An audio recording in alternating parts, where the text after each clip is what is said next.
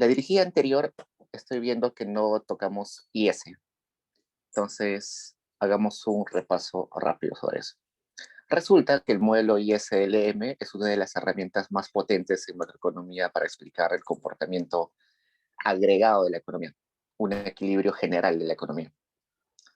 Y es potente porque es capaz de juntar varios mercados en un solo equilibrio. Cuando nosotros hablábamos del modelo de 45 grados, estábamos hablando de un solo mercado, que era el mercado real, el mercado de bienes reales, de la economía real, ¿no? De productos y bienes tangibles. Pero además de ese mercado real, que es bienes tangibles, hay muchos otros mercados. Hay el mercado monetario, hay el mercado de divisas, hay el mercado de valores y de bonos. Hay multitud de mercados.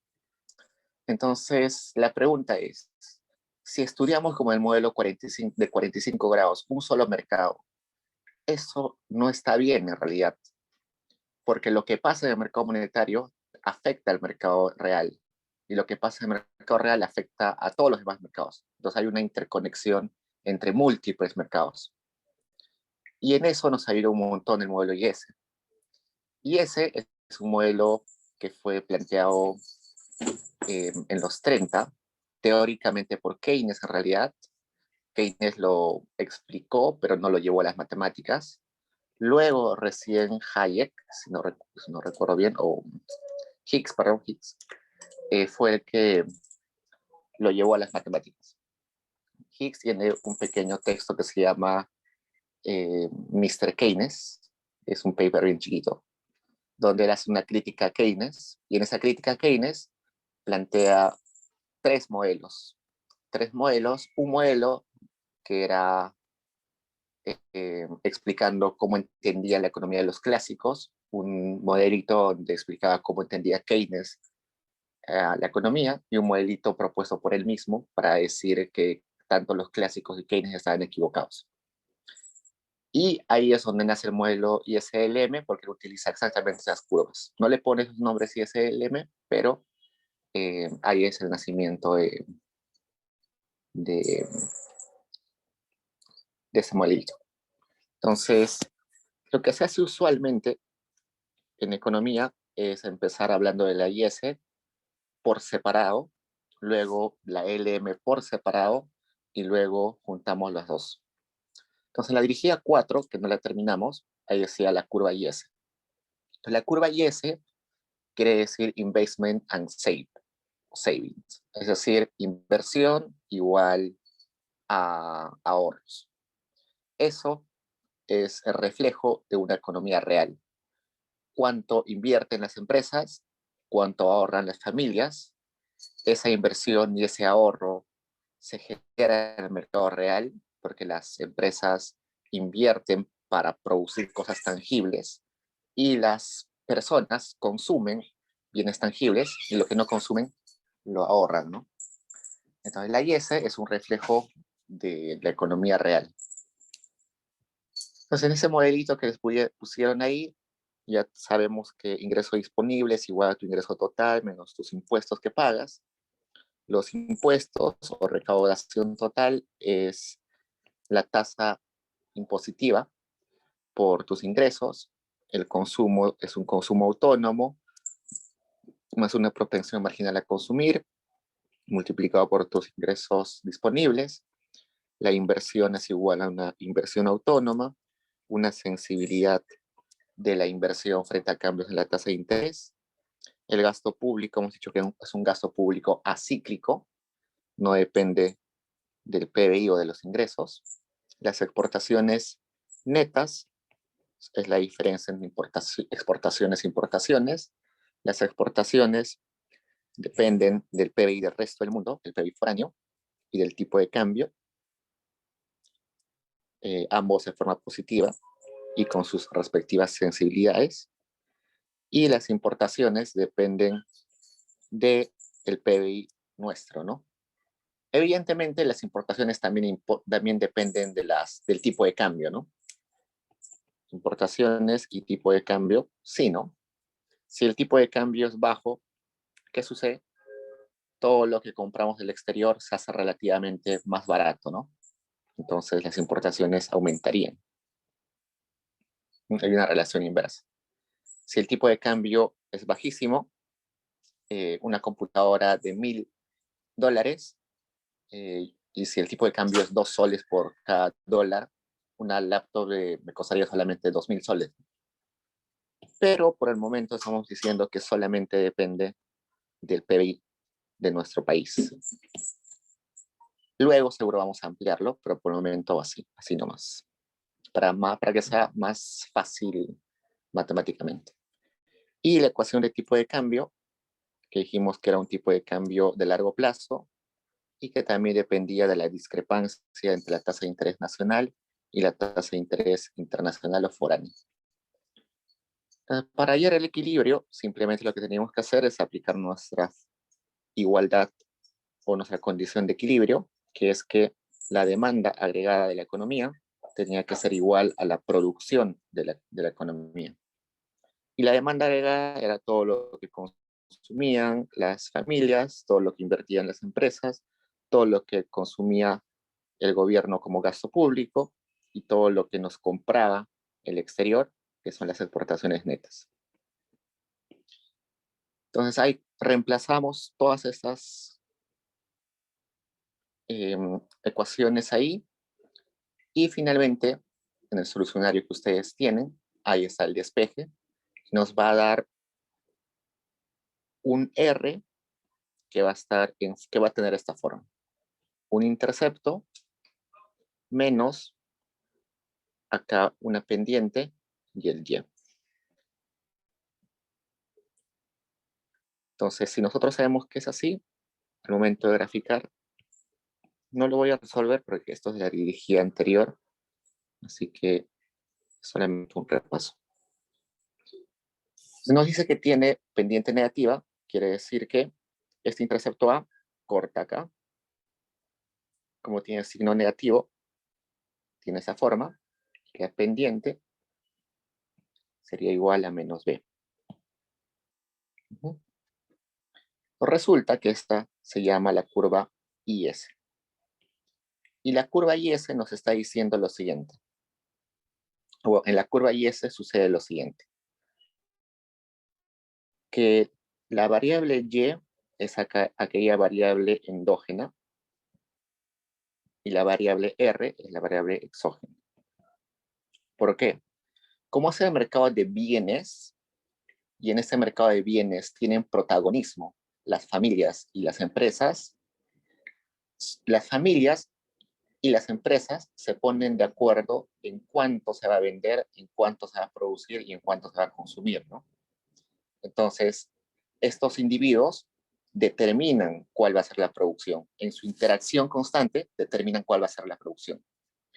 Pero ellos no determinan cuánto va a ser la tasa de interés, porque la tasa de interés es el costo del dinero.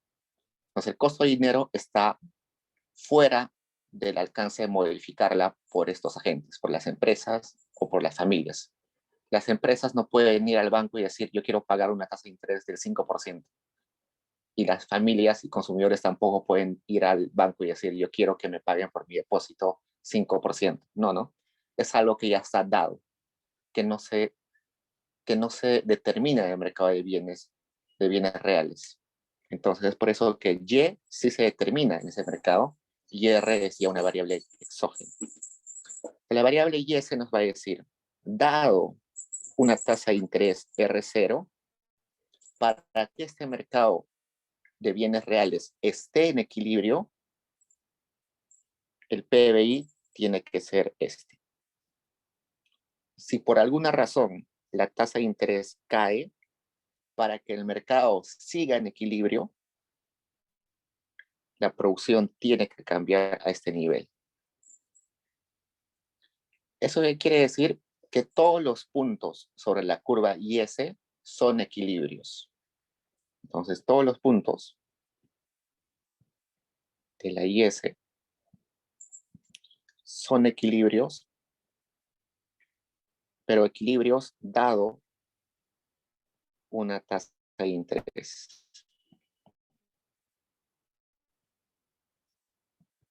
que es exógeno, ¿no? Entonces, ¿qué pasa si por alguna razón una economía está produciendo a este nivel de producción y con una tasa de interés esta? Ahí existe un desequilibrio. Entonces, todo lo que está fuera de esa recta es desequilibrios en el mercado monetario. Desequilibrios, pero en el mercado real. Desequilibrios que luego se van a corregir. En algún ejercicio luego vamos a ver qué significa que un punto esté ahí fuera de la curva Y-S. Ok. Ahora, si ponemos un ejemplo acá. Supongamos que la tasa de interés está acá. Este punto le vamos a llamar el punto C.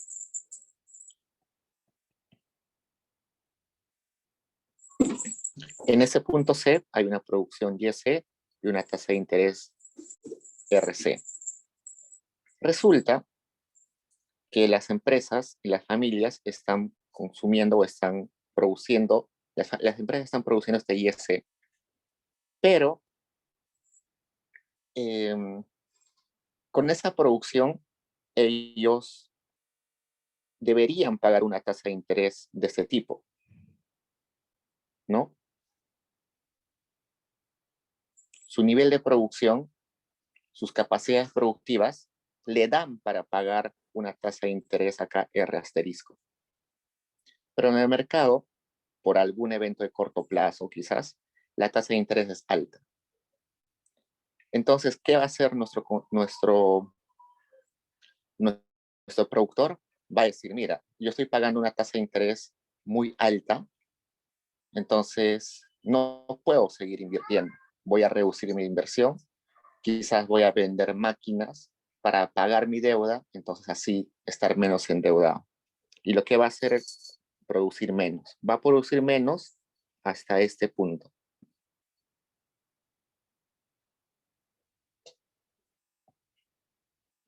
Entonces, en ese punto, sí está coincidiendo la tasa de interés de mercado con lo que realmente debería producir. Entonces, va a haber un ajuste. Entonces, en el corto plazo puede ser que haya un desajuste por algún evento exógeno, pero siempre va a regresar a la curva. Okay. Y eso es la IS. Ahora sí vayamos con la LM, que es ya parte de nuestro dirigida 5. La LM es, significa Liquidity Preference and Money Supply. Está en su dirigida, que quiere decir preferencias por liquidez y oferta de dinero. Preferencia por liquidez quiere decir las personas cuántos billetes quieren en su bolsillo. Y cuando me refiero a billetes, me refiero literalmente a los papelitos o a las monedas. Una persona puede ser millonaria y tener miles y millones de dólares en su cuenta bancaria, pero esa persona puede tener preferencia por liquidez muy chiquita, ¿no? Como todo lo paga o todo lo paga su compañía, su departamento ya está pagado, sus alimentos ya están contratados desde antes, su ropa ya está comprada. Como no gasta nada del día a día, no gasta en pasajes, no gasta en comprar su almuerzo, nada, todo ya lo tiene a la mano. Esa persona no tiene preferencia por liquidez, no necesita billetes físicos ni necesita monedas físicas. Entonces, pues eso es preferencia por liquidez. Por el contrario, quizás yo que estoy todo el día en la calle trabajando, necesito para mi pasaje, necesito para mi almuerzo, necesito para la gaseosa. Entonces tengo mucha preferencia por liquidez, ¿no? A eso se refiere.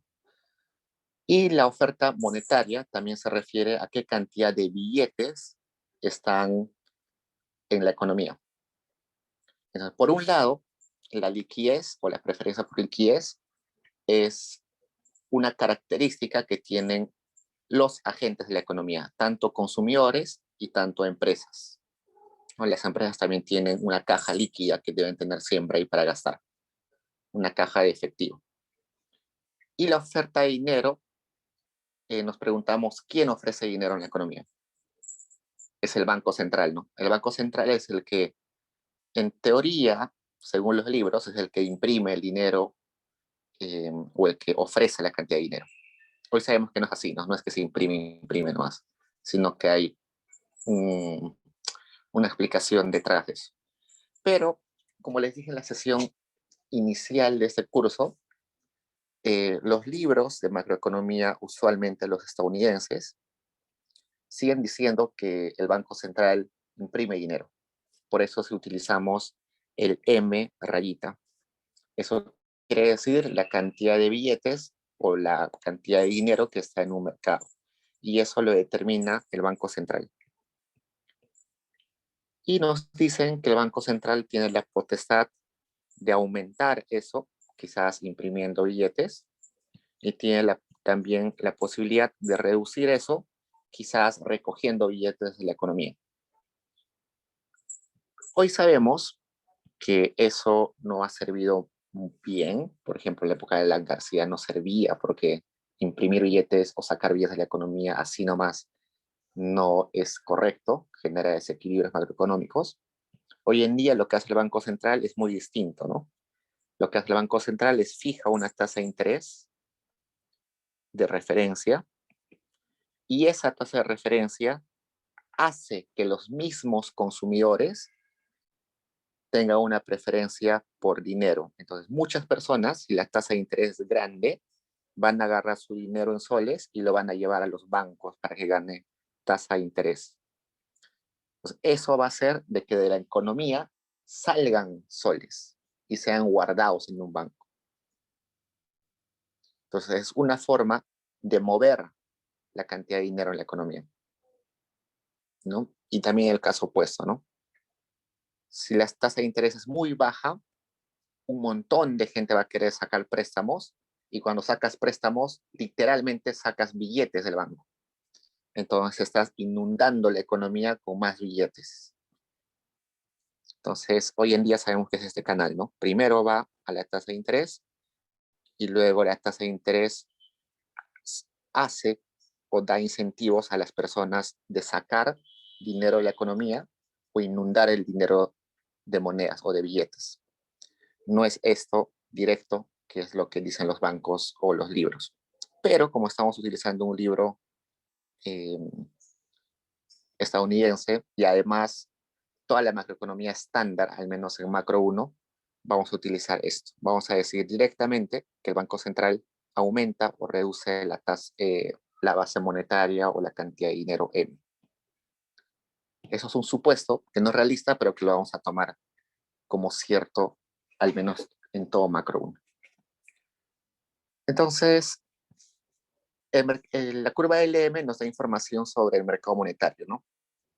Cuánto ofrece el Banco Central de dinero y cuánto quieren las personas de dinero, cuánta liquidez quieren. Y para eso utilizamos diferentes ecuaciones. Primero tenemos que saber la ecuación de Fisher, que es esto. La tasa de interés nominal es igual a la tasa de interés real más la inflación esperada. Esta ecuación de Fisher no sé si explicarles ahorita, pero es una simplificación. Esta ecuación de Fisher se cumple solamente cuando las tasas de interés y la inflación son pequeñas. ¿Por qué? Lo correcto sería esto. 1 más I igual a 1 más R eh, multiplicado por 1 más tasa de interés esperada. Eso sería lo correcto. Que la tasa de interés nominal está en función de la tasa de interés real y de la inflación. ¿Por qué? Resulta que si yo saco un préstamo hoy día, digamos de un sol, y me dicen que dentro de un año tengo que pagar una tasa de interés nominal de 10%, al final del año yo voy a tener que devolver en total 1.1 sol con 10 centavos, ¿no? Ujú. Tengo que devolver 1 sol con 1 centavo. Esa es mi tasa de interés nominal, lo que me dice el banco que pague. Pero resulta que durante ese año también el dinero ha cambiado de capacidad de compra. Con 1 sol, antes podía comprar 10 panes, pero ahora con 1 sol solamente puedo comprar, digamos, 9 panes.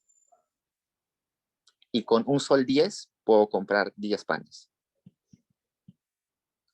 Entonces no es negocio para el banco comercial cobrarme 10% si al final le voy a devolver lo equivalente a 10 panes cuando lo que me prestó también equivalía a 10 panes. ¿No? No tiene sentido. Numéricamente sí parece normal porque me está dando más dinero, pero si yo comparo lo que se puede comprar con ese dinero, quizás estoy devolviéndole lo mismo, ¿no? Entonces, por eso es que la tasa de interés nominal es una combinación tanto de una tasa de interés real con esa inflación que es la subida de precios acá. 10 panes, con 1 sol podía comprar 10 panes y ahora solamente menos. Eso es la tasa de interés, perdón, la tasa de inflación.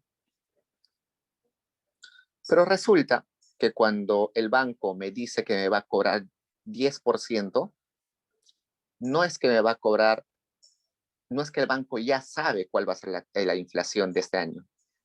Entonces, lo único que puede hacer el banco comercial es esperar que la tasa de inflación sea tal y se deja llevar seguro por las proyecciones de la inflación, por lo que dice el Banco Central de cómo se va a comportar la inflación.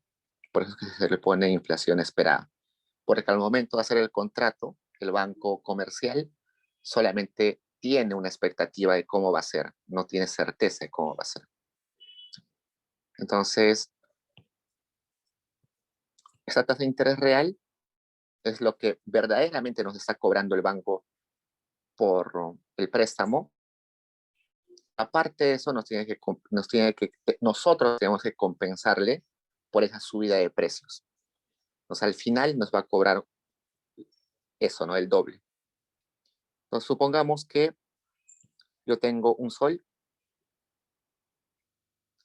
luego, al final del periodo, tengo que pagarle 100, bueno, 100% más la tasa de interés real. Pero para compensarle la subida de precios, tengo que pagarle ese 100% más eh, la subida de precios. Si yo le resto eso menos 1, me va a salir, digamos, la tasa de interés real. Entonces, si yo despejo ahí, me sale esa expresión, ¿no? Entonces, esa expresión es la verdadera ecuación de Fisher. Pero si yo hago ahí eh, la matemática, me resulta esto. 1 más eh, esto más R, esto. Este 1 se va, me queda tasa de interés real, perdón, nominal, igual a inflación más R. Como decimos que la tasa de interés y la inflación son chiquitas, pero que usualmente es así, en el Perú la tasa de inflación esperada está más o menos en 2%, lo cual sería 0.02%. O sea, perdón, 0.02.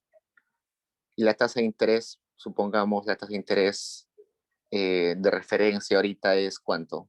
0.25, no me equivoco. Supongamos que es 1%, ¿ya? Si es 1%, sería 0.01.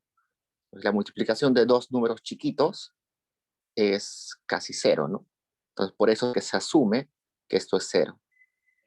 Y ahí es donde queda esta expresión, que es la ecuación de Fisher. Entonces, la ecuación de Fisher, si bien es cierto, nosotros la asumimos como real siempre, solamente funciona cuando la inflación y la tasa de interés son bien chiquitas. Luego, la demanda de dinero nos dice lo siguiente. Vamos a decir que la demanda de dinero nominal va a ser igual a la demanda de dinero real.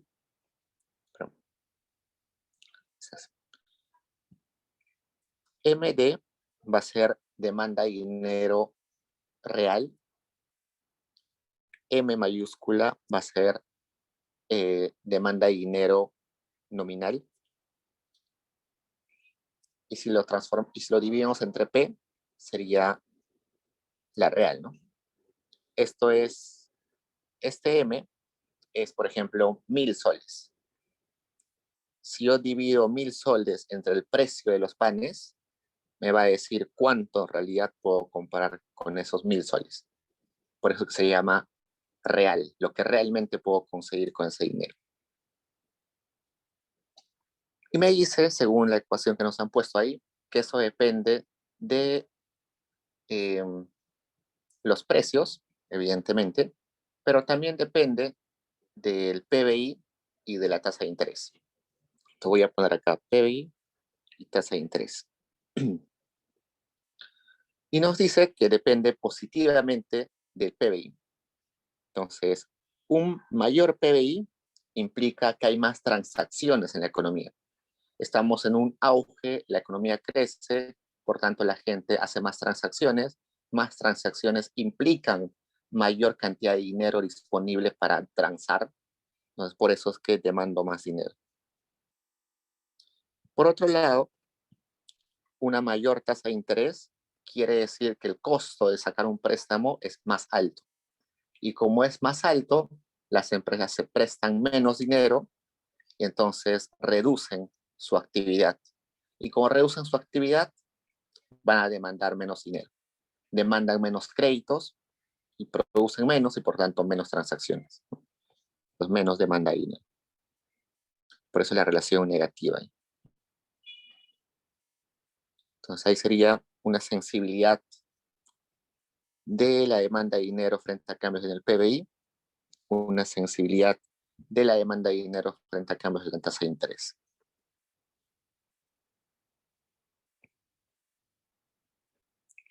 Y multiplicado por P, porque simplemente este P está pasando a multiplicar acá, ¿no? ¿Sí? Y bueno, también tiene sentido que P está ahí, ¿no? Aumentan los precios, entonces para comprar un pan, ahora ya no necesito un sol, porque ahora necesito 2 soles, digamos. Entonces, quiero comprar lo mismo, pero necesito más billetes para comprar. Entonces, si aumentan los precios, necesito más billetes para comprar.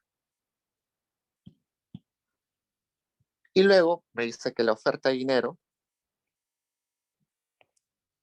es exógena. También podemos poner MS. MS sería como la oferta de dinero real, que también es la oferta de dinero nominal entre el precio. Y nos dice que eso es igual a un número constante. ¿Por qué? Porque el Banco Central es el que determina esa cantidad, así que el banco lo pone exógenamente. Y finalmente, el equilibrio va a ser cuando la demanda sea igual a la oferta, igual que en cualquier mercado, ¿no? Demanda igual a oferta. Entonces igualamos eso y resulta que acá es, si igualamos tendríamos M rayita igual MY por Y menos MI por I.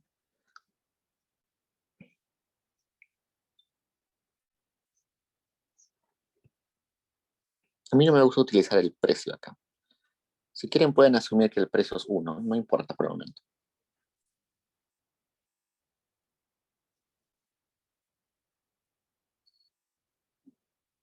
Ok, entonces tenemos esto. Entonces, si queremos graficar esto en el mismo plano que nosotros graficamos la IS, tendríamos que despejar la tasa de interés, ¿no? Entonces despejamos la tasa de interés ahí, tendríamos MI por I es igual a M menos MY por Y es igual a M entre MI menos MY por Y. Bueno, no he utilizado la ecuación de Fisher, ¿no? ¿Puedo utilizar la ecuación de Fisher? Sí. Antes de hacer eso, puedo utilizar la ecuación de Fisher. Tendría M es igual a MY por Y menos MI por R más todo esto.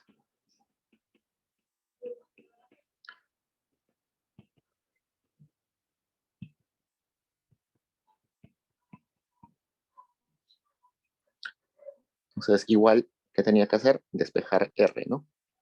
Para poder graficarlo en el mismo plano que estaba la IS. Entonces tengo acá MY menos MI menos M. R sería igual a menos MI, todo esto entre MI menos MY entre MI por Y. Voy a hacer esto.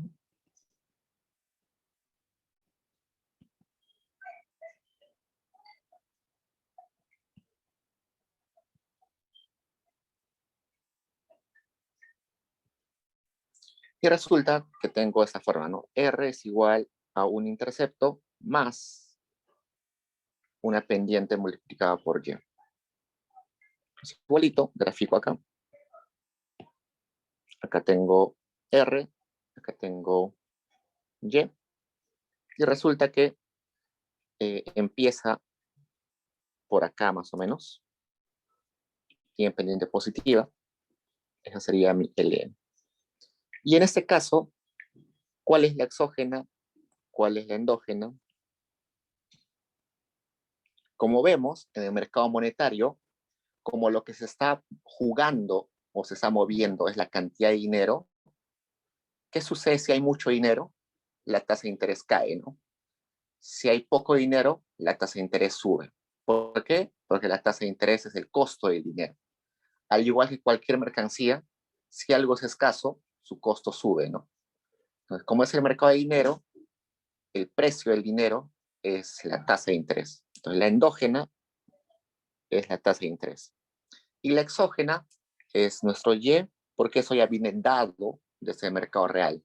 El mercado real es el que determinaba cuánto se producía. Entonces, si me dicen, en esta economía eh, hay una producción Y0, yo digo, para que en esa producción el mercado esté en equilibrio, tiene que existir una tasa de interés R0. Si por alguna razón en ese mercado la producción sube exógenamente a Y1, la tasa de interés tiene que ser esta para que se mantenga en equilibrio.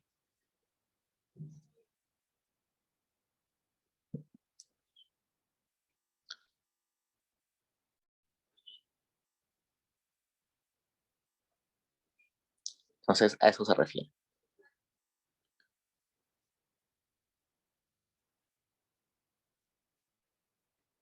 ¿Ok? Entonces, al igual que la IS, todos los puntos que están sobre la LM son equilibrios en el mercado monetario, pero dado un nivel de producción.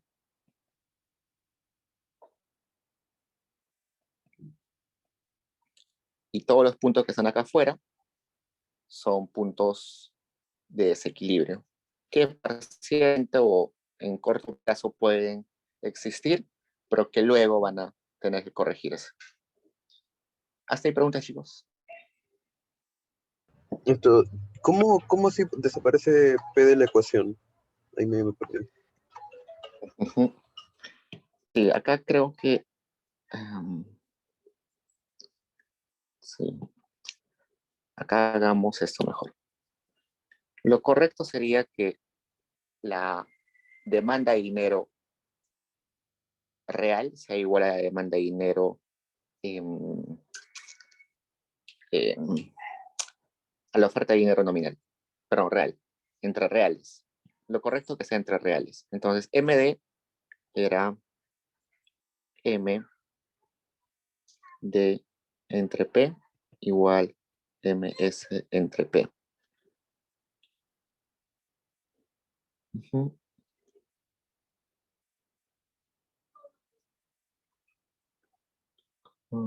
No.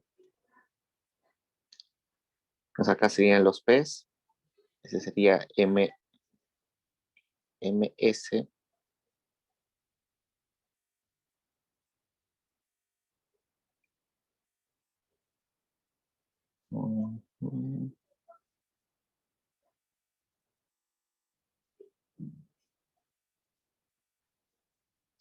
Ahora dame un segundo. Creo que lo han planteado de diferente forma acá.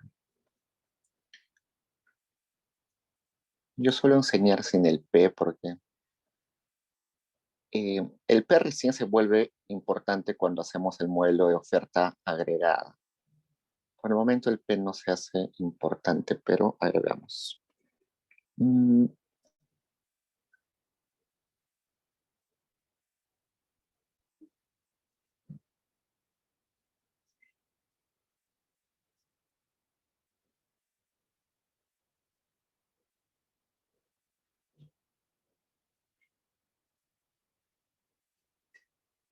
A ver, MD.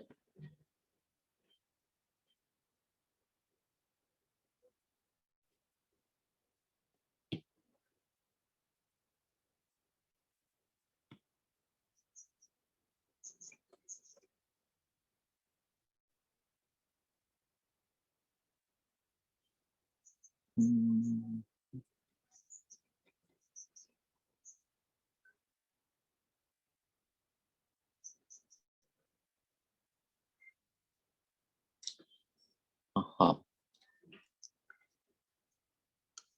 Ajá.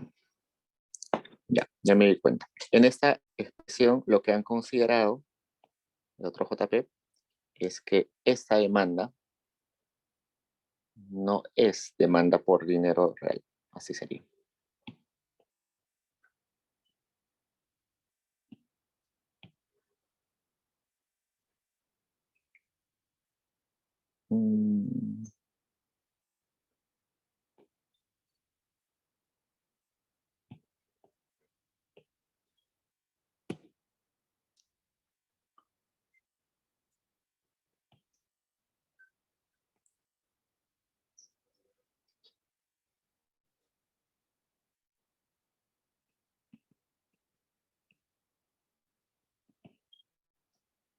Ok.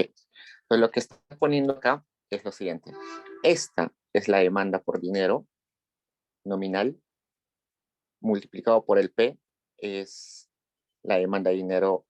Perdón, esta es la real multiplicado por el precio es la nominal. En lo que les puse hace un rato, cuando puse esto, así con P, yo estaba asumiendo que el precio era parte de la demanda. Por eso les dije que al aumentar el precio, como necesitabas más cantidad de dinero para comprar la misma cantidad de cosas, necesitabas mayor demanda de dinero, ¿no? Pero en la ecuación que puso el JP está considerando que eso es totalmente aparte. No es parte de la demanda de dinero, es algo exógeno. Por eso es que se le pone así. Entonces ahí sí coincide el despeje. No se preocupen por el P. El P no tiene ahorita mucha importancia. Es la primera vez que he visto que lo pone con P. Y en el caso de la oferta monetaria, ahí también ignoramos el P por ahora. De frente MS Sí, por igual ahora M sí. ROI. Ajá, sí.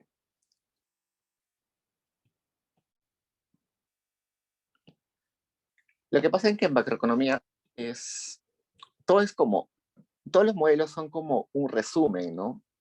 Una caricatura de,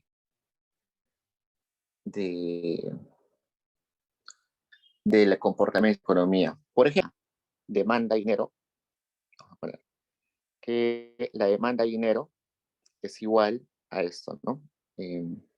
MY por Y menos MI por tasa de interés, ¿no? Pero hay otros libros donde aparece eso. MD es igual a MY por Y entre MI por I. Y ustedes me dicen, ¿cuál es el correcto? ¿por qué uno tiene resto y otro división? Porque en macroeconomía no importa la expresión matemática en sí, sino lo que importa es la dirección del efecto. Entonces acá me dice, aumenta la producción y aumenta la demanda. Acá, aumenta la producción y aumenta la demanda. Acá me dice, aumenta la tasa de interés, baja la demanda. Acá, aumenta la tasa de interés, baja la demanda, ¿no? Entonces, para la macroeconomía son expresiones equivalentes, ¿no? Porque me están dando la misma dirección. Entonces, hay en libros donde van a encontrar esto, por ejemplo. Pero la mayoría utilizan este porque al momento de hacer al hacer el álgebra, el menos sea más fácil de tratar. Entonces, es por eso que no es tan importante dónde aparezca P, porque al final es simplemente álgebra, la dirección o las conclusiones que nos va a dar van a ser las mismas. Okay, vayamos a la parte A. Disculpa, una pregunta. No me quedó claro en dónde hay Dime. influencia de precios, en la demanda real. En la demanda nominal. Ahí hay influencia, porque el profesor dijo que ¿No? un error muy recurrente Vamos a era escribir el obviar el nivel de precios cuando le pedían oferta monetaria, demanda monetaria, y que Ajá. por eso deberíamos tenerlo en cuenta. Sí. Según la ecuación que han puesto acá, nos está diciendo lo siguiente.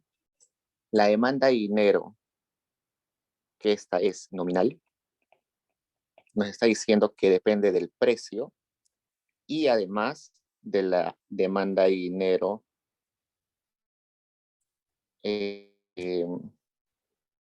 real. Por eso que hay una multiplicación de P por L. Real simplemente sería MY por Y menos MI por I.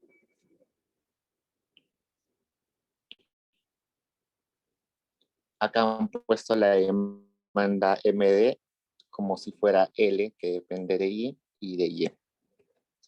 Entonces, según esta ecuación, la demanda real solamente depende de Y y de I. Pero sí, en el ejemplo que yo les puse hace un rato, sí yo les estaba haciendo entender que la demanda real también dependía de los precios. Entonces sí, puede haber esa confusión. ¿Me repites qué dijo el profesor exactamente? Que no olviden que cuando él les pida oferta, no, demanda monetaria, tenemos que multiplicar el nivel de precios, porque Para es un error muy recurrente. hallar la nominal.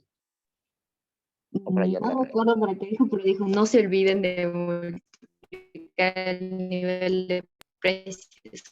Creo que era para la nominal. Dijo que pasamos a multiplicar nada más. Pero Sí, así es. Acá estamos en el nominal, sí es la multiplicación del precio por la demanda real. La demanda real sí depende de solamente producción y de la tasa de interés.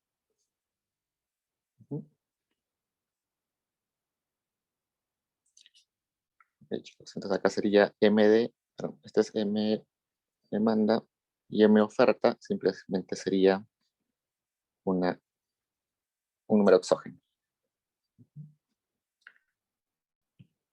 Ya, genial. Entonces, dado eso, respondamos las preguntas que están ahí. Nos ponen parte A. Grafique la curva de oferta y demanda de dinero. Evalúe gráficamente el efecto del cambio de la tasa de interés.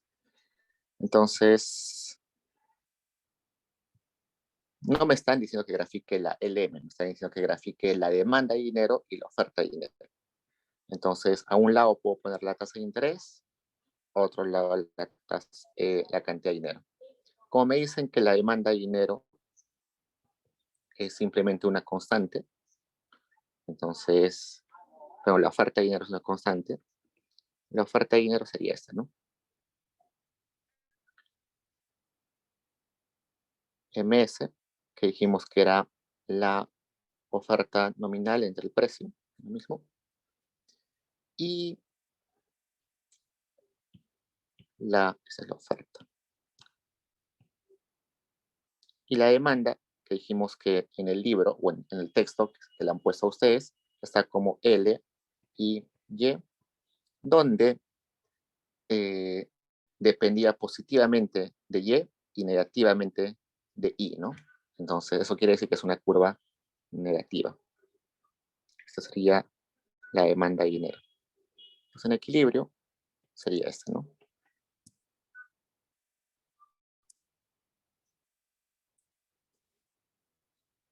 Entonces, solamente eso es graficar y nos dice qué pasa ante cambios en la tasa de interés. Entonces, supongamos que aumenta la tasa de interés de forma imprevista y tenemos una tasa de interés acá. Resulta que a esa tasa de interés, las personas, porque estamos chocando con la demanda acá, están demandando esta cantidad de dinero. Mientras que la economía o el Banco Central está ofertando esta cantidad M. ¿Qué sucede ahí? Un exceso de oferta, ¿no? Esto sería un exceso de oferta. La gente no quiere dinero, pero aún así en la economía hay un montón de dinero, ¿no? Y eso tiene que ver con la tasa de interés alta. Pero hay una tasa de interés alta, nadie se quiere prestar en los bancos, las empresas no quieren prestarse, entonces no producen mucho, pero aún así los bancos siguen teniendo stock de dinero para prestar. Es un exceso de oferta. Eso evidentemente se va a corregir luego, ¿no? Luego van a ver los bancos que no les conviene mantener esa tasa de interés y la van a bajar, de modo de que las personas y las empresas se estén incentivadas a sacar dinero. Y al revés, si por alguna razón la tasa de interés baja, acá, vamos a tener este punto donde choca con la demanda, que es la cantidad de dinero que las personas quieren tener, pero la cantidad que hay en la economía es constante. Entonces, esto va a ser un exceso de demanda. Como es tan barato el dinero, las personas van a querer sacar un montón de préstamos, pero la cantidad de dinero para los préstamos es limitada.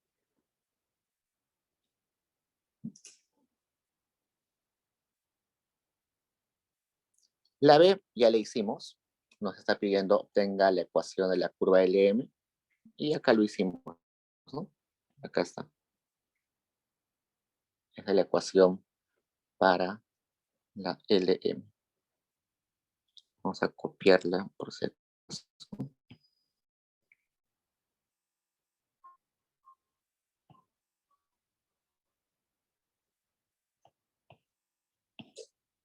Esa es la parte B, ya lo hicimos. En la C nos dice, considerando los siguientes parámetros, que la inflación esperada es igual a 0, la sensibilidad de la demanda de dinero frente a en el PBI es 0.5, la sensibilidad de la demanda de dinero frente a la tasa de interés es 0.5 y que la oferta de dinero es 10 en cuanto a la producción de esas economías y la tasa de interés es 0.3. Note que la producción Y estimada en ese problema es el nivel de producción requerido para el equilibrio del mercado monetario. Ok, entonces simplemente reemplazamos, ¿no? Sabemos que R es 0.3 igual a menos, MI es 0.5, inflación es 0, más 10 entre MI que es 0.5, más MY, este es MY.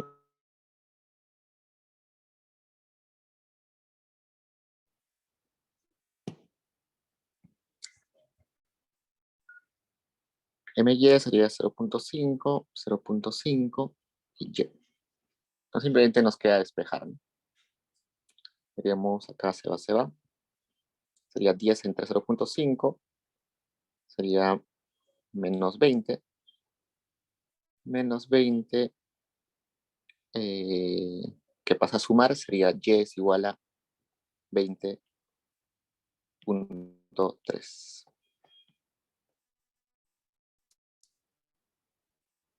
Nada más. Ahora recién viene lo interesante que es el análisis. Vayamos al D, que nos dice: muestra analítica, matemática y gráficamente cómo una caída de la sensibilidad de la demanda frente a cambios en la tasa de interés afecta el equilibrio. Asuma que la producción es fija. ¿Ok?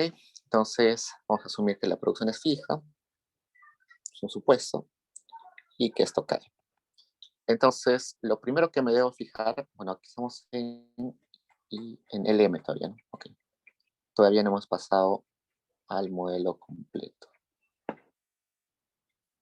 Entonces, veamos, ¿en dónde está nuestra MI?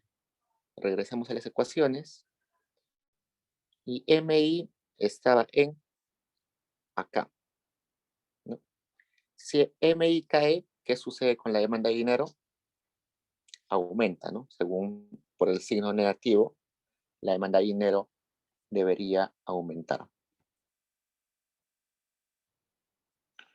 Si la demanda de dinero aumenta, eso va a generar que la demanda de dinero sea mayor a la oferta de dinero.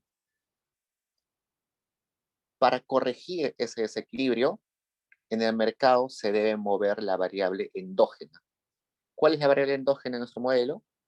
La Y, ¿no? Entonces, perdón, la R, la tasa de interés. Entonces se tiene que mover la tasa de interés. Entonces, si hay mucha gente que demanda dinero y poca cantidad de dinero para prestar que tienen los bancos, la tasa de interés tiene que subir, ¿no? Porque hay escasez de dinero para prestar. O si la tasa de interés real aumenta por la ecuación de Fisher, tiene que aumentar también la tasa de interés nominal, ¿no? Si la real aumenta, la nominal también aumenta. Y la tasa de interés nominal también es un determinante de la demanda de dinero que la hace subir. Y como la hace subir, este desequilibrio que teníamos acá regresa a la igualdad. Entonces, todo el ejercicio es para que este desequilibrio que se genera se corrija de nuevo. Esa es la parte analítica. Matemáticamente lo que podemos hacer es agarrar nuestra curva, esta,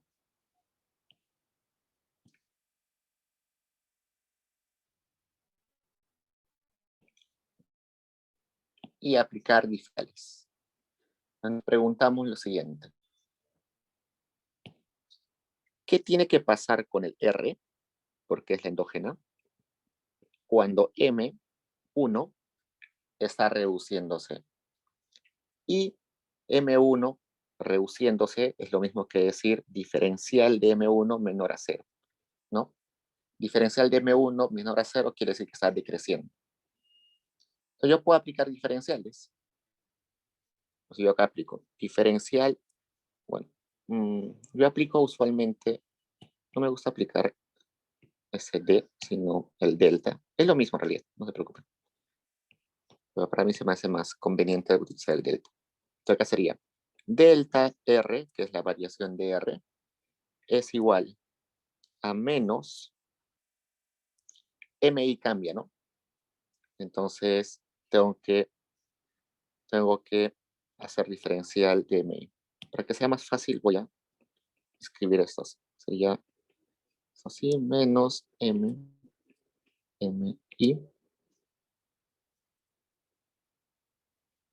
más MI. Entonces, diferencial de R sería igual a menos diferencial de inflación. Pero resulta que la inflación no se mueve, ¿no? Entonces el diferencial es 0. No necesito utilizar ese diferencial. Luego voy a diferenciar esta parte.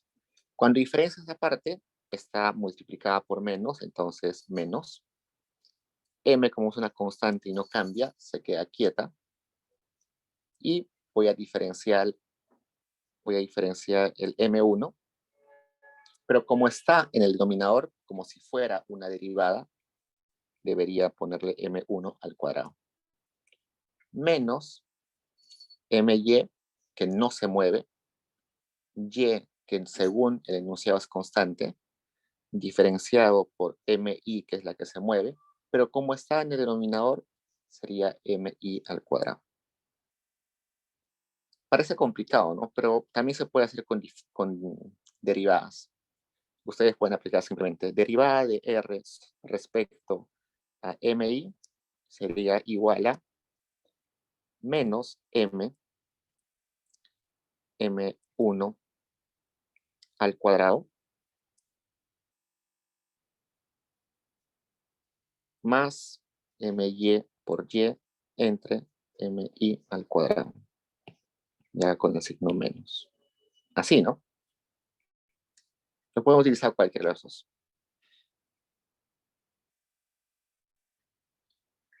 La pregunta es la siguiente. ¿Qué signo tiene esto? ¿No? ¿Es positivo, negativo? A ver, veamos. Esto es igual a 1 entre mi al cuadrado por m menos my por y. ¿Es positivo? Es negativo.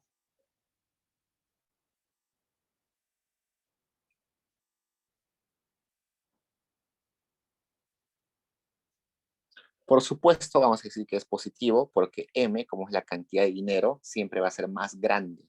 Es un número siempre grande. Entonces, va a ser positivo. ¿Qué quiere decir eso? Que si mi cae,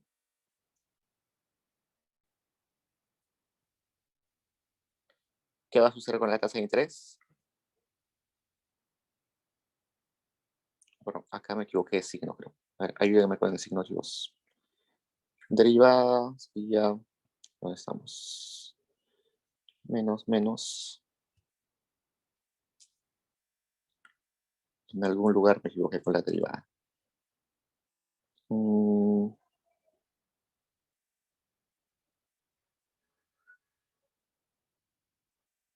Derivada de mi.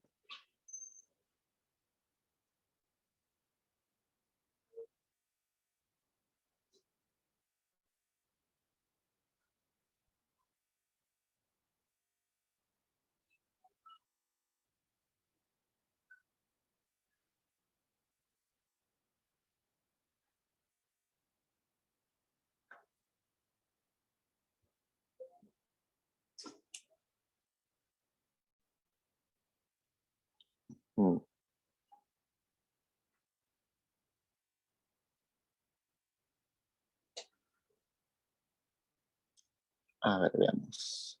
Sería menos derivada.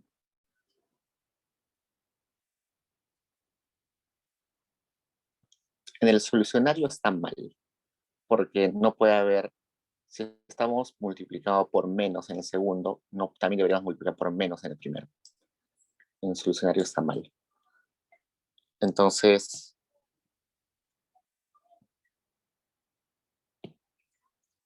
en el solucionario está como si estos dos fueran negativos, pero este debería ser negativo y este debería ser positivo. No, evidentemente. Ya voy a corregir eso en el solucionario. Pero resulta que deberíamos saber si esto es positivo o negativo, ¿no? Entonces, si eso es positivo, tendríamos así. Si es negativo, tendríamos así. Por el momento, no puedo asegurar si es positivo o negativo, deberíamos poner un supuesto. Entonces, hay ocasiones en las cuales el análisis matemático no me va a dar algo concluyente. Y este es el caso. En el solucionario, Yulinho ha puesto de que es necesariamente positivo, pero según lo que yo veo, no puede haber dos signos negativos ahí. Porque si aplicamos el diferencial, el primer diferencial debería ser menos. Y con el menos adelante debería ser más. O sea, hay un error.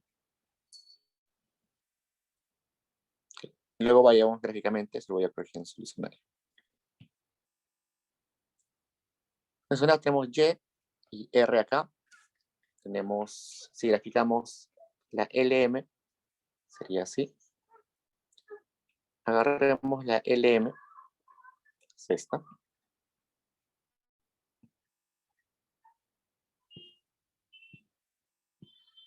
Y en la LM me está diciendo que esta parte es el intercepto, esta parte es la pendiente. Y me está diciendo que está cambiando. ¿Qué está cambiando? El M1, ¿no? Que está cayendo. Este cae, este cae. Entonces, ¿qué sucedería? Bueno, si acá proyecto esto, eso sería así. Esto sería como el A y la pendiente sería el B. Entonces, si cae este MI, lo que está pasando es cae y luego aumento el A, ¿no? Pero como es el signo es negativo, más abajo estaría nuestro nuevo intercepto, nuestro intercepto prima. Y el B nos dice que como cae el denominador, aumenta todo esto. ¿Y eso qué quiere decir? Que se vuelve más empinada, ¿no? Más parada. Entonces, si se vuelve más empinada, sería algo así. Entonces sería el LM que ha cambiado. Ajá. Y ahí está exactamente el problema que al hacer el solucionario Yuginio cometió. El error que cometió. Resulta que él graficó pensando de que la pendiente al contrario se reducía. Ustedes recuerdan que si nosotros tenemos una curva así, mientras la curva se hace más echada, es porque se está reduciendo, ¿no? Porque está tendiendo a cero. Mientras se vuelve más parada, se acerca más al infinito. Cuando está totalmente empinada, es infinito. Entonces acá nos está diciendo que está aumentando, por lo tanto está volviéndose más empinada. Y es exactamente por eso que acá nos está diciendo que esto no tiene un signo definido. Puede ser positivo o negativo. Porque, por ejemplo, si nosotros hubiéramos tenido un R acá, perdón, un Y acá, el R inicial hubiera sido este y el R final hubiera sido este, hubiera aumentado. Pero si nosotros teníamos un Y por acá, por ejemplo,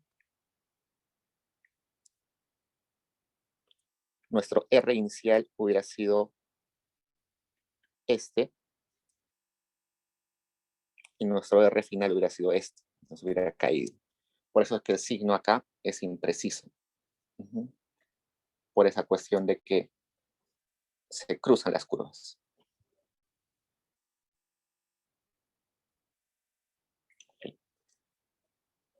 Entonces el ejercicio siguiente, el E, queda para ustedes. Pero lo más interesante es cuando hacemos el modelo completo. Cuando hacemos análisis parcial de la IS por un lado o la LM por un lado, no salen cosas muy interesantes en realidad.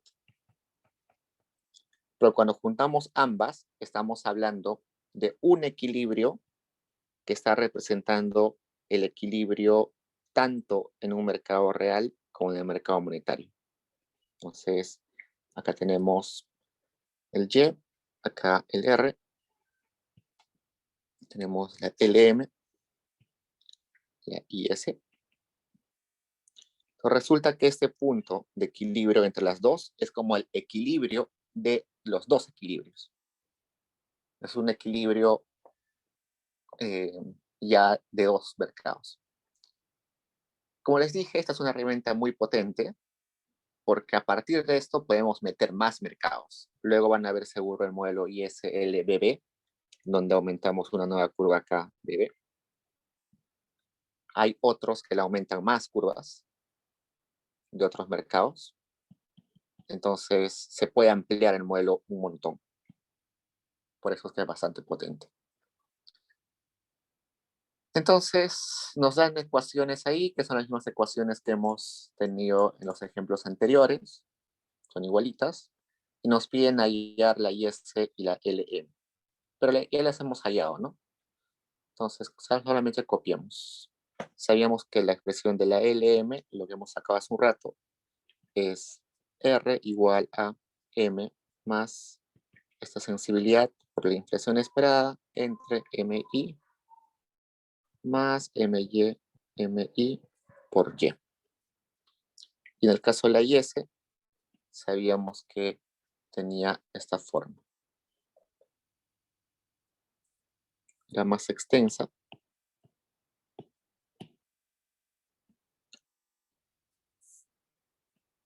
Consumo autónomo, inversión autónoma, gasto autónomo,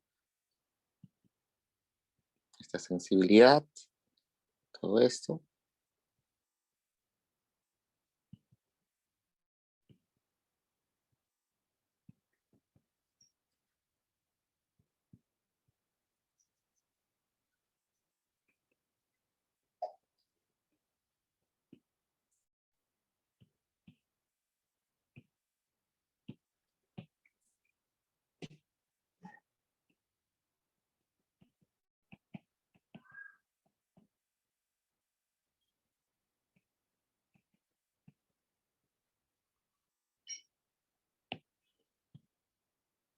Ok. Ya tenemos esas expresiones que ya le hemos hallado antes. No hay problema. Ahora vayamos a las partes analíticas. Si queremos encontrar el equilibrio, evidentemente tenemos que igualar, ¿no? Igualamos esto. La YS.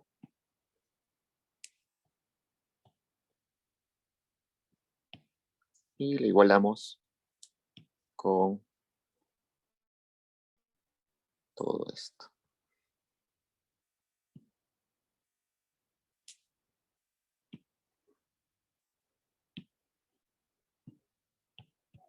En esa igualdad, la única endógena que aparece es Y, ¿no? Ustedes recuerdan que en la LM había una endógena y una exógena, y en la IS una endógena y una exógena, y eran opuestos, ¿no? Lo que era endógena en uno era exógena en el otro.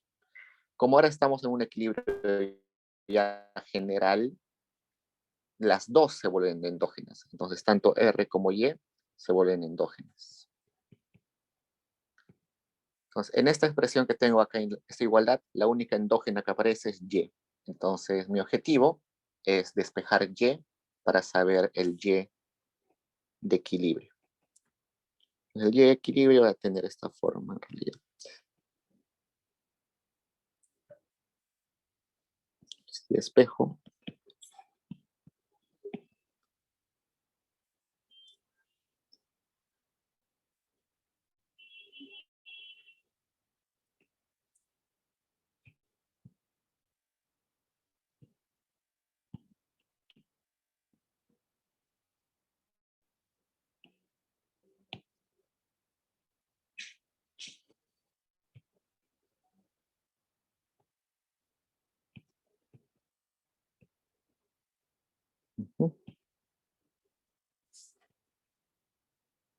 Ahí está. Esa es la forma del equilibrio del Y. Ese sería el Y.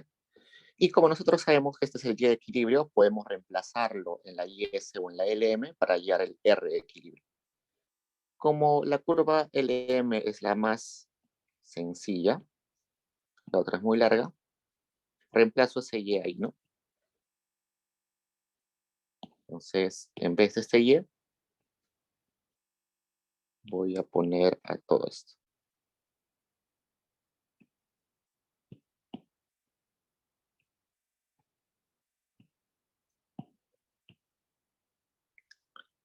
Ahí puedo hacer algunos despejes y ese va a ser mi R de equilibrio. Yo tengo mi R de equilibrio y tengo mi Y de equilibrio.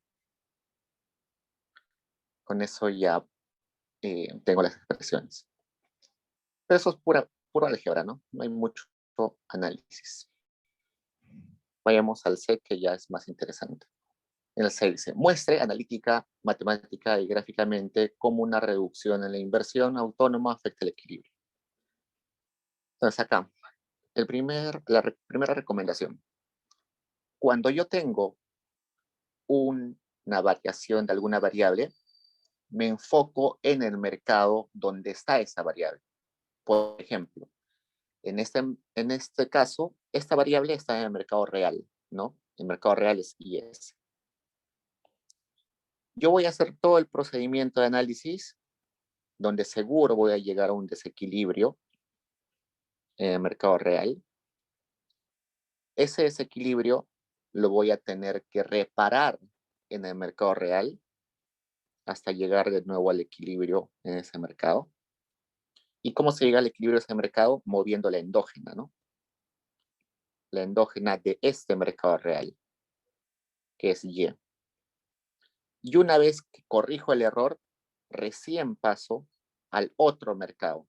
En este caso, el otro mercado es el mercado monetario. En ese mercado monetario, al tener este efecto, va a haber un desequilibrio.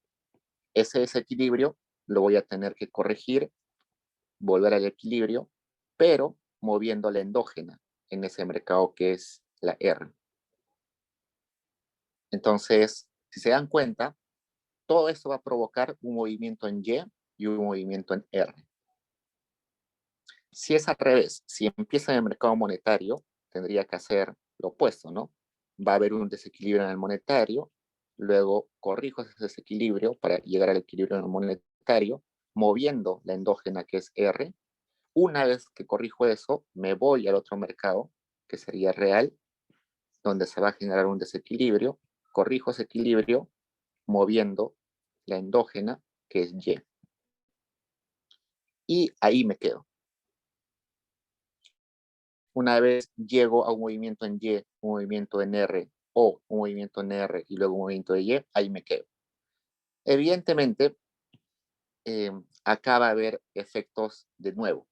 Va a haber un cambio en Y por regresar al mercado real y de nuevo al mercado monetario y de vuelta al mercado real. Pero no, esos son efectos de segunda categoría, efectos más chiquitos. Los efectos más poderosos son esos dos efectos principales. Entonces, yo cuando estaba en macro 1, me hacía bolas un montón y una vez que llegaba a esto, de vuelta regresaba al mercado real y de vuelta regresaba al mercado monetario. Y se me hacía un círculo infinito, ¿no? Entonces, la idea es simplemente llegar a los dos efectos que tienen acá, a los efectos en las endógenas. Entonces, tomando en cuenta eso, hagamos el análisis.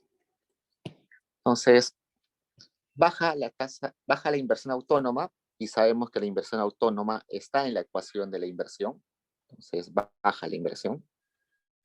La inversión es parte de la demanda agregada. Entonces, si las empresas invierten menos, la demanda agregada cae. Y en el corto plazo, la demanda agregada va a ser menor a la producción. Este es el desequilibrio. Entonces, como hay ese desequilibrio, las empresas van a ver que hay mucho stock de sus bienes y no los están comprando. ¿Qué hacen en el siguiente periodo?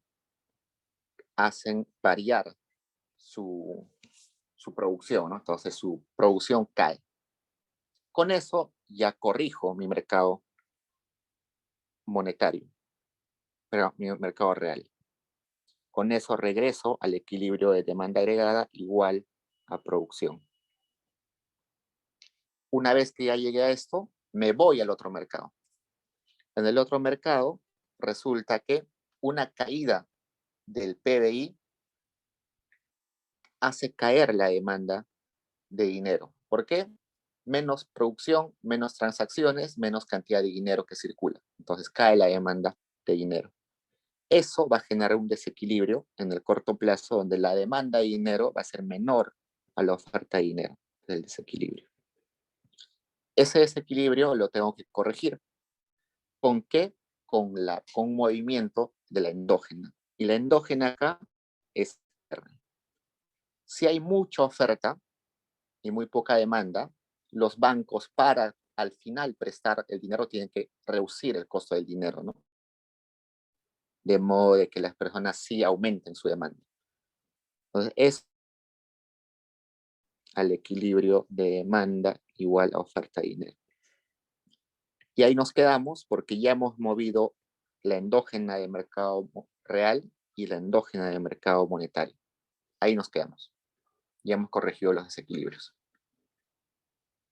¿no? Yo tengo acá la tentación de decir, pero si cambió el R está en la ecuación inversión, ¿no? Entonces, si cae R, aumenta la inversión. Y de vuelta, si aumenta la inversión, aumenta la demanda agregada. Y luego hay un desequilibrio de demanda agregada mayor a producción. Sí, eso es un efecto, pero es un efecto de segundo grado, de segunda categoría, que ya es muy chiquito y es marginal, no lo vamos a tomar en cuenta. Luego, matemáticamente, lo que se hace es lo siguiente. La forma más sencilla de hacer esto, bueno, hay dos formas. La forma más sencilla es simplemente agarrando esto y derivando.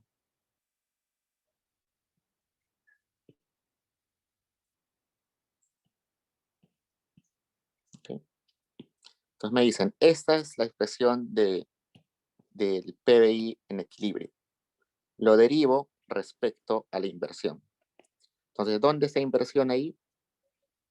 No veo inversión. ¿Dónde está esa inversión? Está acá. Entonces, inversión la derivo sería 1 entre XE R más esto Y entre MY entre MI más 1 menos CI, 1 menos T más IMF entre XE más II. Y eso tiene signo positivo. Cuando tiene signo positivo, ¿qué quiere decir? La derivada me está diciendo, si aumenta la inversión, aumenta el PBI, ¿no? Que es lo mismo que decir, si cae la inversión, cae la inversión, ¿no? Porque sería signo negativo y signo negativo. Y eso se hace positivo. Pues acá lo que me dicen es que como cae la inversión, entonces el Y debería caer. Y tiene sentido, ¿no? Acá está. Y lo mismo puedo hacer derivando mi curva de R.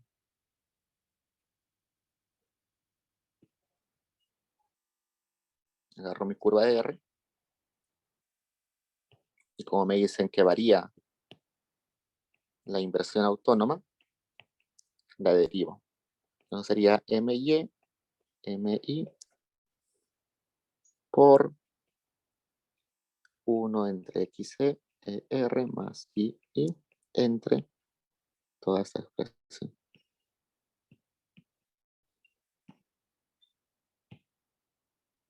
Y eso es positivo, ¿no? Entonces quiere decir que si aumenta la inversión, aumenta la tasa de interés. O también lo contrario, ¿no? Si cae la inversión, cae la tasa de interés. Porque es menos, menos, se convierte en más. Y como en mi caso cae la inversión, entonces cae la tasa de interés. Entonces, evidentemente me está dando la misma conclusión, ¿no? Analítica como matemáticamente me da la misma conclusión. Finalmente, hacemos gráficamente. Acá tengo Y, acá tengo R. Para mayor comodidad voy a copiar mis curvas de IS y de LM.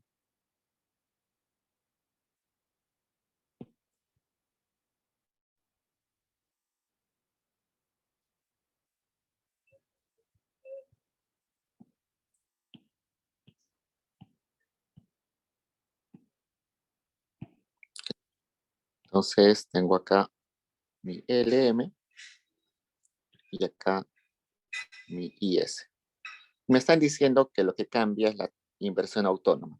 Busco la inversión autónoma. ¿Inversión autónoma está en la LM? No, ¿no? Entonces mi LM no se mueve. ¿Inversión autónoma está en la IS? Sí está en la IS. Entonces, primero voy a decir, ese es mi equilibrio. Este es mi equilibrio, ese es mi equilibrio. ¿Y en dónde está esa inversión autónoma? Acá. Está en el intercepto, no está en la pendiente. Entonces, ¿qué quiere decir? Que si está en mi intercepto A y cae esa inversión, cae mi intercepto. Hasta acá, por ejemplo, A'. Pero no cambia la pendiente. Entonces, la IS se va a mover paralelamente. Entonces, esta IS sub 0 es cuando había una inversión 0', y esta IS1 va a ser una inversión doble prima. Ha cambiado, ¿no? Donde sabemos que la inversión doble prima es menor a la inversión prima. Y el nuevo equilibrio es donde se junta estos, ¿no? La LM con la nueva IS. Ahí tenemos esto y ahí tenemos esto. Y resulta que nos sale lo mismo que en análisis, que en analítica y matemáticamente. Se reduce el PBI y se reduce la tasa de interés.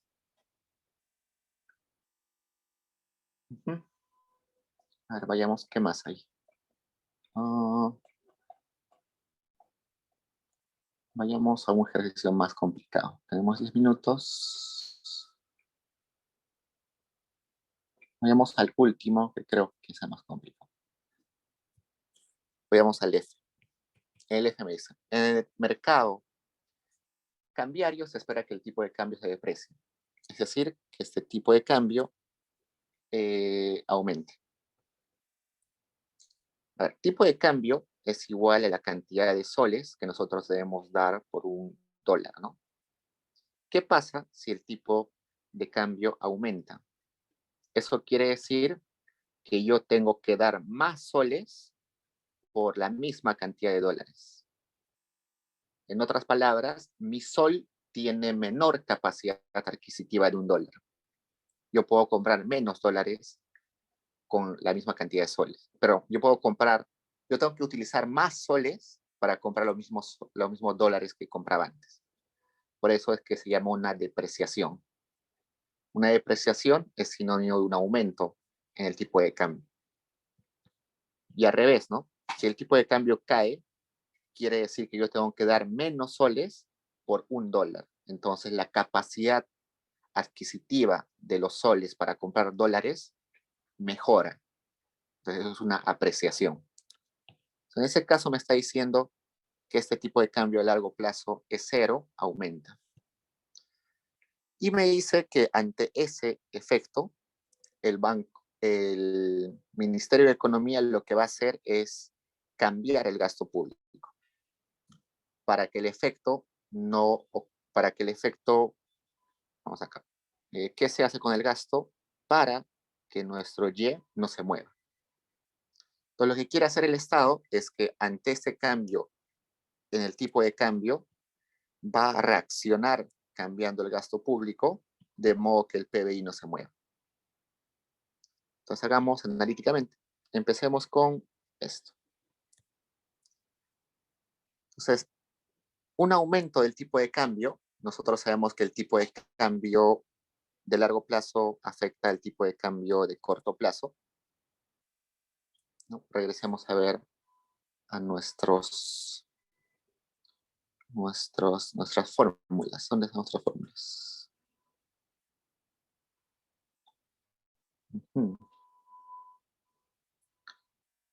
Si aumenta el tipo de cambio de corto plazo, aumenta ese tipo de cambio, ¿no? En el solucionario también eso está mal. Le voy a decir a Yuri que lo corrija. Entonces, ya. El tipo de cambio de largo plazo aumenta, entonces el tipo de cambio aumenta, evidentemente. Si el tipo de cambio aumenta, eso afecta ¿a qué? A los consumidores, a las empresas, al gobierno o a las exportaciones. A las exportaciones netas, ¿no? ¿Qué sucede si el tipo de cambio es alto? Resulta que a los exportadores les conviene, ¿no? Porque si reciben una cantidad de dólares, si cuando lo cambien a soles, van a recibir más soles, ¿no? Entonces, las exportaciones netas van a aumentar. Bueno, primero, ¿no? Exportaciones aumentan y eso hace que las exportaciones netas aumenten. Y las exportaciones netas son parte de la demanda agregada. Si la demanda agregada aumenta, se va a generar un desequilibrio donde la demanda agregada es mayor a la producción. Este sería nuestro desequilibrio. Como hay un desequilibrio, se tiene que corregir mediante la endógena de ese mercado. Y la endógena es Y. Entonces, Y tiene que aumentar. De modo de que regresamos a demanda agregada es igual a Y.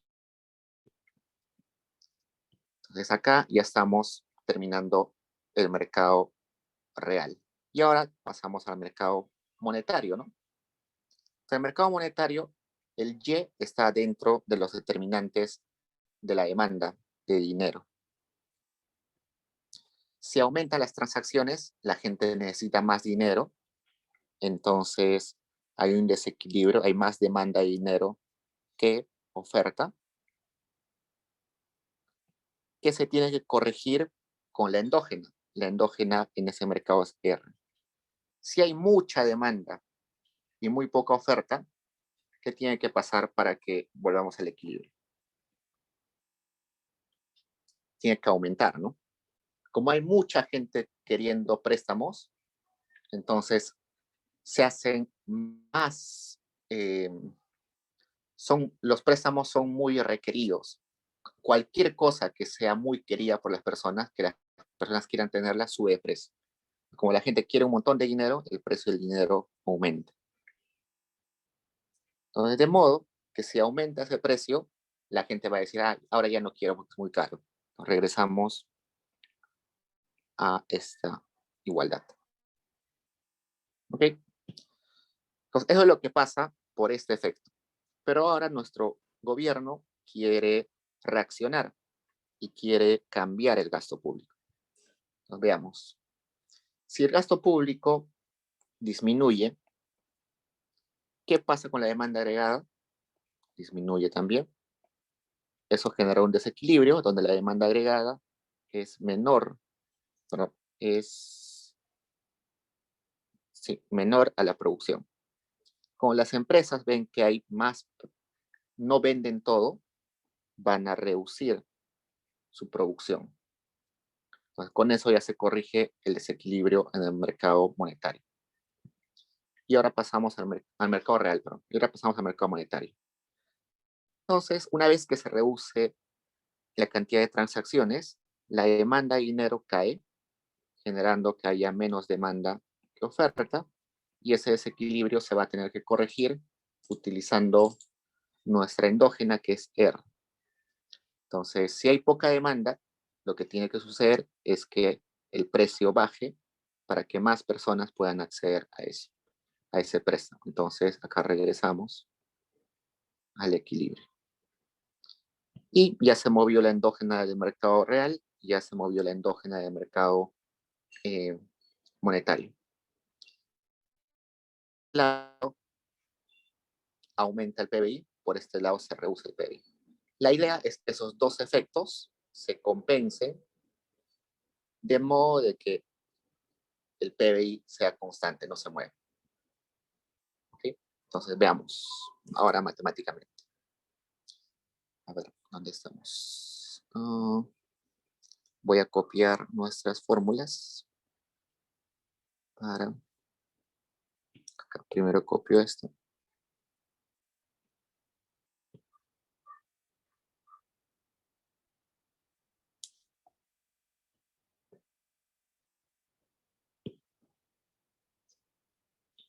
Ya. Entonces yo sé que las cosas que se van a mover son gasto y también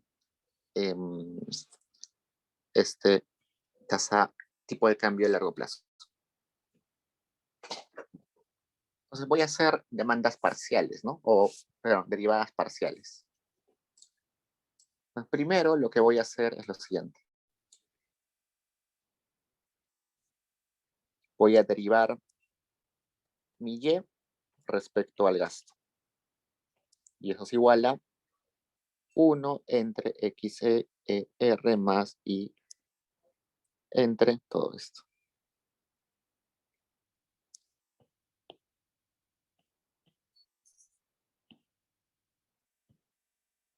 Y eso resulta que es positivo, ¿no? Cuando aumenta el gasto, aumenta la producción. Es lo mismo que si baja el gasto, baja la producción. Y tiene sentido, ¿no? Baja el gasto, baja la producción. Y ahora hago derivada de Y respecto a ese factor del tipo de cambio de largo plazo. Busco dónde está. Está acá. No está en otro lugar más, ¿no? Solo está ahí. Los derivos sería xc entre xc por ER más I1 entre toda esta expresión.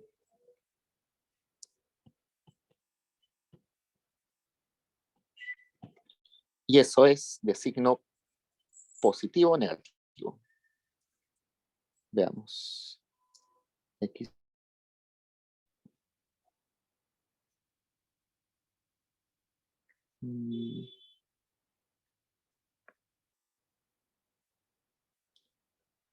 Positivo, ¿no? Si aumenta el tipo de cambio a largo plazo, aumenta el PBI. Y eso es exactamente lo que pasa, ¿no? Aumenta el tipo de cambio, aumenta el PBI. Entonces la idea ahora es que este efecto sea igual a este efecto. Entonces, ¿cómo hago? Simplemente igualo, ¿no? Igualo esto.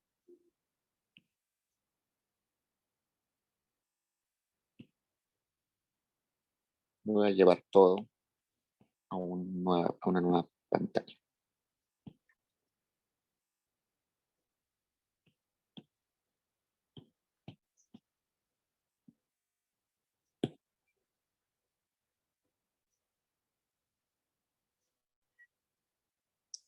Si yo hago esto, ¿qué sucede? Si esto pasa a multiplicar, no sucede nada, ¿no?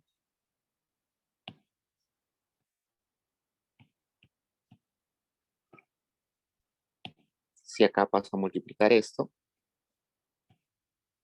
no pasa nada. Porque simplemente son diferenciales, ¿no? Esto puedo ponerlo así. Diferencial de Y, diferencial de G. Diferencial de Y, diferencial de E. ¿No? Y yo quiero que este diferencial, que es lo que ha cambiado por efecto del gasto, sea igual a lo que ha cambiado en el Y por efecto de este gasto, de este tipo de cambio en el tipo de cambio, en el cambio en el tipo de cambio.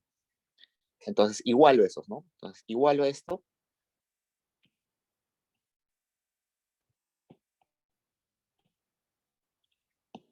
con esto.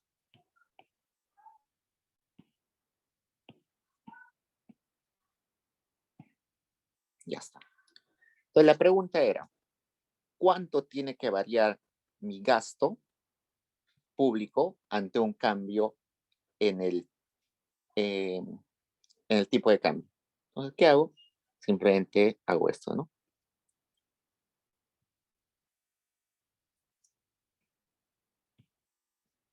Despejo.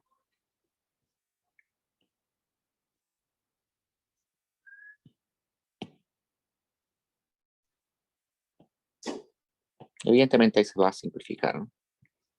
Todo el denominador.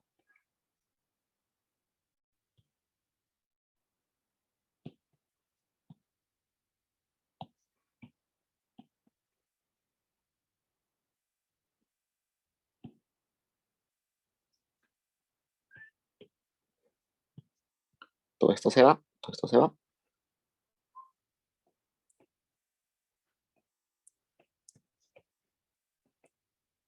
Tendría, no, todo esto también se va. Todo esto se va. Perdón. Sí, todo esto se va. Todo esto se va. Tendríamos XC. Nada más, ¿no? XC. Sí, XC. Si me equivoqué, ahí me corrigen, por favor. Creo que está bien. Entonces, me está diciendo, bueno, esto también puedo hacer así. XC.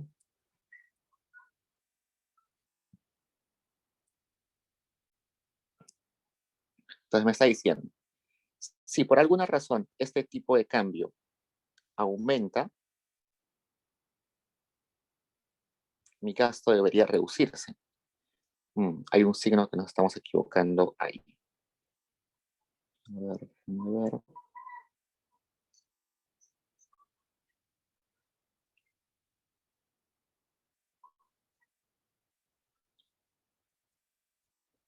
Si el gasto... Allá.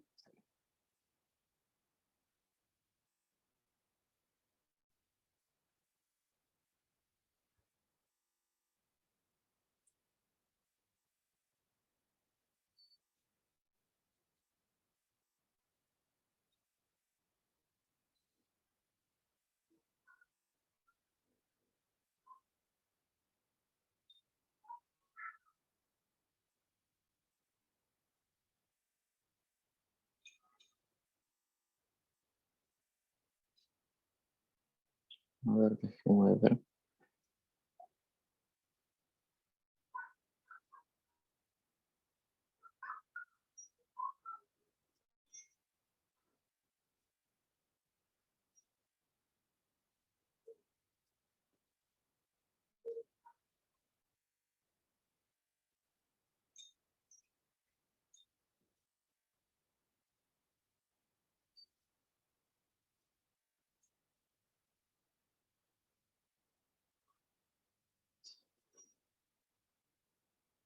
Ok, entonces la idea acá es esa. Entonces, si por alguna razón el tipo de cambio varía, el gasto tiene que cambiar en esta magnitud para compensar todo eso. Entonces, ¿cómo se ve gráficamente eso? De la siguiente forma.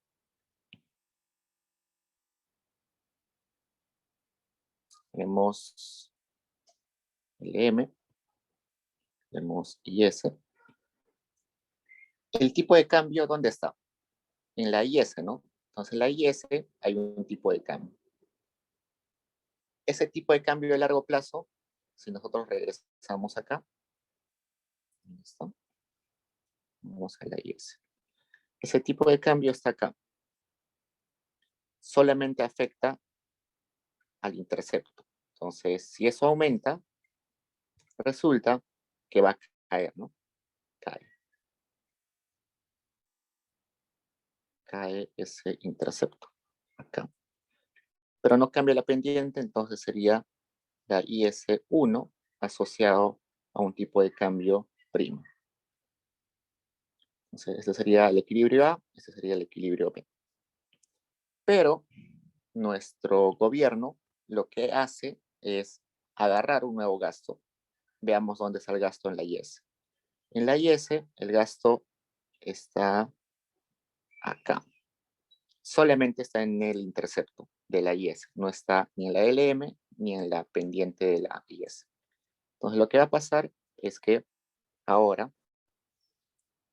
tiene que moverse hasta acá, donde esa IS número 2 es una IS con el nuevo tipo de cambio y con un gasto público nuevo. Las anteriores IS tenían el gasto del gobierno inicial. Recién en la IS2 el gasto ha cambiado. Entonces ha sido un movimiento así, ¿no? Primero hemos ido hacia allá y luego regresamos hacia acá.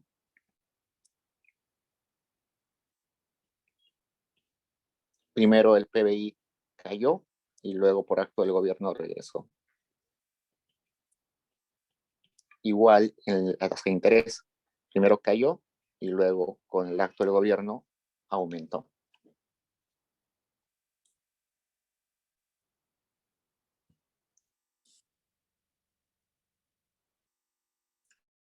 Ya me di cuenta acá, chicos, sorry. Acá. Este es signo negativo. Y es signo negativo porque dijimos que la derivada del gasto, el diferencial del gasto, era negativo. La diferencial de gasto era negativo porque acá vimos que este efecto era inverso, ¿no? Entonces, por eso, entonces es negativo. Eso quiere decir que ante un aumento del tipo de cambio, lo que tiene que hacer el gobierno es reducir el gasto del gobierno.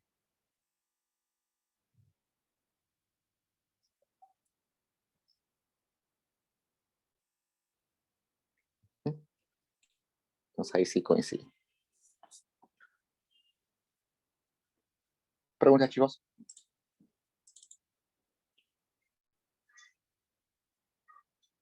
Bueno, ya nos hemos pasado bastante tiempo, pero... Ok, chicos, entonces cualquier cosa me escriben. Ya estamos atentos. Cuídense, nos vemos.